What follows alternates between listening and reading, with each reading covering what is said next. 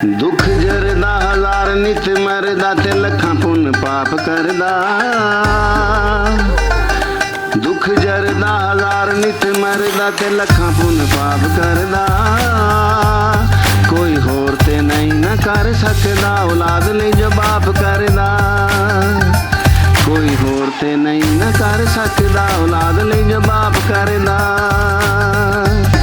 देसी घ्यो जे बनाना होवे असली ते दुध भी ना क्यों ना बने।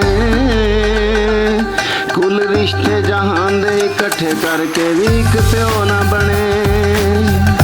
तियां पुत्रां नूं भावें नहीं दसदा ते प्यार चुपचाप करदा। कोई होर ते नहीं न कर सकदा औलाद लई जो बाप करदा। कोई होर ते नहीं न कर सकदा औलाद लई जो बाप करदा।